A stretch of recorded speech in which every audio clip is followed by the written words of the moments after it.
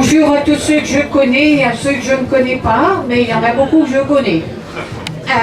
Donc je suis militante Amnesty International, bénévole à Paris à la section française d'Amnesty, où je travaille sur le Maroc et le Sahara occidental et la Libye, mais ce n'est pas notre problème.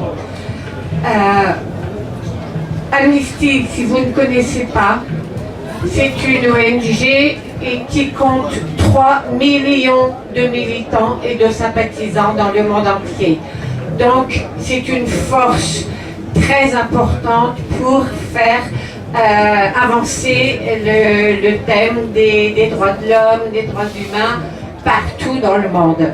On arrive à faire sortir des gens de prison, on arrive à ce que les prisonniers aient de meilleures conditions de détention, enfin on arrive à beaucoup de choses. Mais on n'arrive pas à tout faire. Donc il nous faut vraiment des appuis, des alliances, des forces supplémentaires, parce qu'on n'est pas assez. Voilà. Donc pour ce qui concerne le Maroc, en ce moment, il y a ce qu'on appelle nous une chercheure, quelqu'un qui va faire un rapport après son séjour d'1 mois et demi sur la situation des droits humains au Maroc, notamment sur la torture. La torture, c'est un thème que nous allons privilégier pour l'année 2014.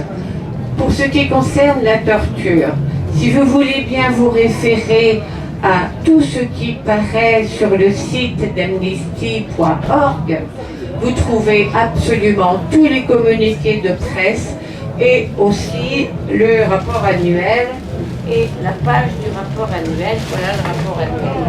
Le rapport annuel est paru en mai et chaque pays a droit à un inventaire de toutes les violations des droits humains. Par exemple, voilà, j'ai extrait ce qui concerne du Maroc et du Sahara occidental. C'est très facile à obtenir sur le site, je ne sais pas si je vais arriver à parler longtemps, enfin, sur le site amnesty.org. Alors, pour ce qui concerne la torture, bien sûr, tous les thèmes des droits humains sont évoqués, la liberté d'expression, d'association et de réunion,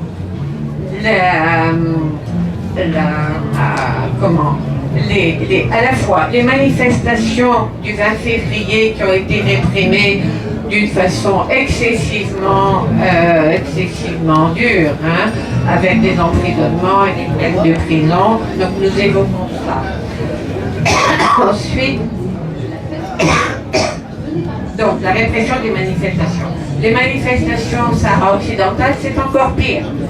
Donc à chaque fois qu'il y a une manifestation, il y a une répression dans le sang avec à la clé des arrestations et même des disparitions forcées. Je reviendrai sur le thème des disparitions forcées après.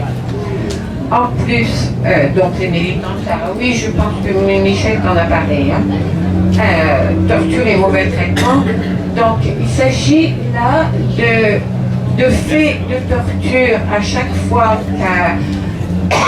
qu'une personne est arrêtée et qu'elle est soupçonnée peut-être d'être un terroriste ou d'avoir des accointances avec le terrorisme, ou même pas parfois, tout simplement d'être opposée à la monarchie ou de réclamer la démocratie, elle est torturée.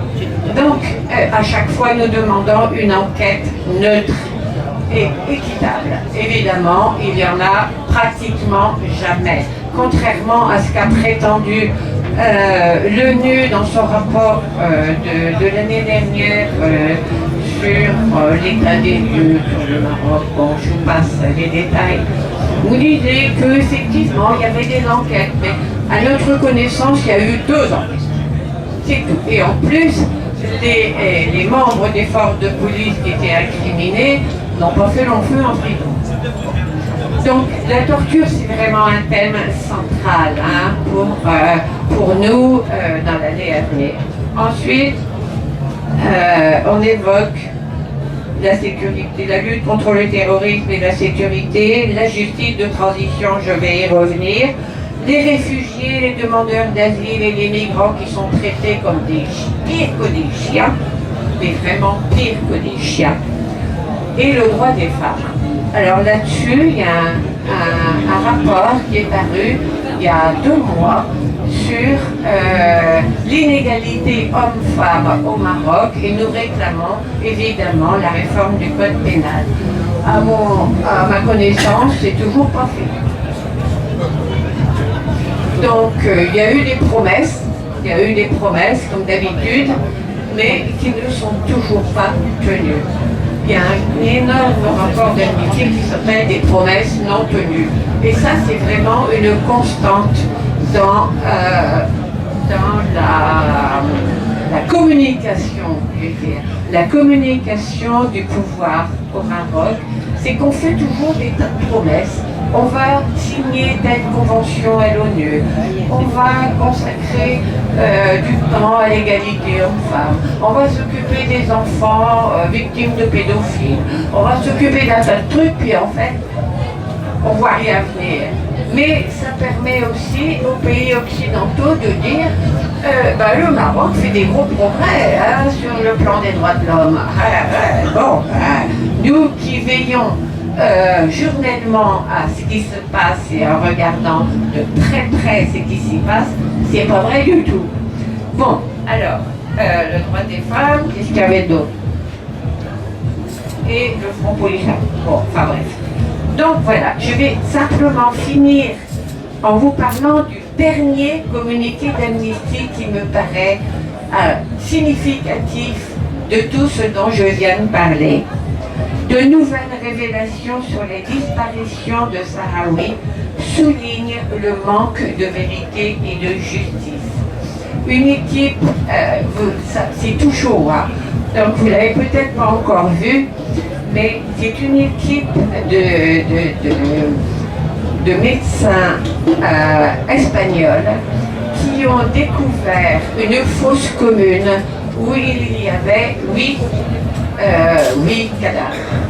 Et parmi ces cadavres, il y en a 4 qui ont été étudiés par l'IER et le CNDH, où ils prétendaient qu'ils avaient été dans telle prison où ils étaient morts en prison. Ce qui est complètement faux. Ce qu'ils ont découvert, c'est qu'ils avaient été assassinés là où on a trouvé leur corps. Donc, nous disons qu'on doute sur la fiabilité des conclusions publiées par le CCDH et l'IER, et d'ailleurs, on l'a déjà dit, voilà. Donc c'est la preuve flagrante que, encore une fois, toutes les déclarations officielles sont entachées de doute, on peut à chaque fois se dire est-ce que c'est la vérité, est-ce que c'est pas la vérité, et c'est pas la vérité. Voilà. Bon.